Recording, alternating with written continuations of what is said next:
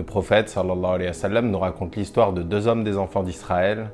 Donc l'un était un pécheur et l'autre faisait des efforts dans l'adoration. Et celui qui faisait des efforts n'arrêtait pas de dire à l'autre d'arrêter de commettre des péchés, jusqu'à ce que le pécheur lui demande « Est-ce que tu as été envoyé pour me surveiller ?» Et l'autre lui a répondu « Allah ne te pardonnera jamais et il ne te fera pas entrer au paradis. » Puis les deux hommes sont morts et Allah a alors demandé à celui qui était en apparence pieux « Est-ce que tu savais ce que j'allais faire ? Ou est-ce que tu possédais ce qu'il y a dans ma main ?» Puis Allah dit au pécheur « Rentre au paradis par ma miséricorde. » Et concernant l'autre, il dit « Ramenez-le dans le feu. » Donc cette histoire nous montre les dangers qui existent pour ceux qui essaient d'avancer dans la religion.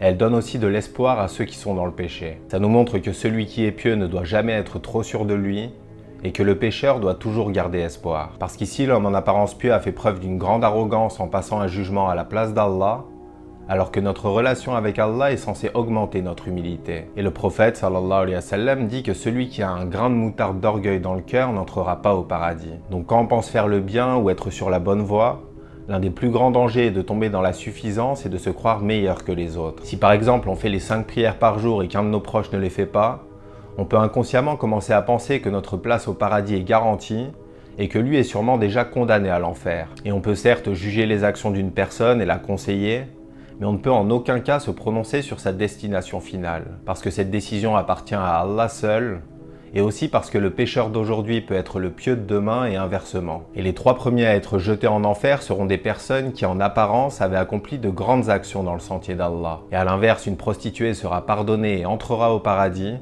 pour le simple fait d'avoir abreuvé un chien assoiffé. Donc imagine que tu vois un homme réciter parfaitement le Coran à la mosquée, et qu'en sortant, tu vois une prostituée dans la rue. Tu vas naturellement penser que l'homme de la mosquée a une meilleure position vis-à-vis d'Allah, et c'est sûrement le cas sur le moment. Mais le problème est que d'une part, on ne connaît pas le futur, et d'autre part, on ne peut pas sonder les cœurs, et Allah répète à maintes reprises dans le Coran que c'est lui qui connaît le contenu des poitrines. Parce qu'on voit les actions extérieures, mais Allah lui a accès à l'invisible, donc il voit l'intention et les raisons qui se cachent derrière chacune de nos actions. Donc par exemple, quelqu'un qui lutte sincèrement pour sortir des péchés, peut être plus aimé auprès d'Allah que quelqu'un qui prie toute la journée avec une mauvaise intention. Et même si celui qui prie est sincère dans son adoration, la vie est un marathon et la seule chose qui comptera est le résultat final. Donc même si certains ont pris beaucoup de retard ou que d'autres ont un rythme impressionnant, les comptes seront faits à la fin de la course et par Allah seul. Parce qu'Allah guide ou égare qui il veut et quand il veut.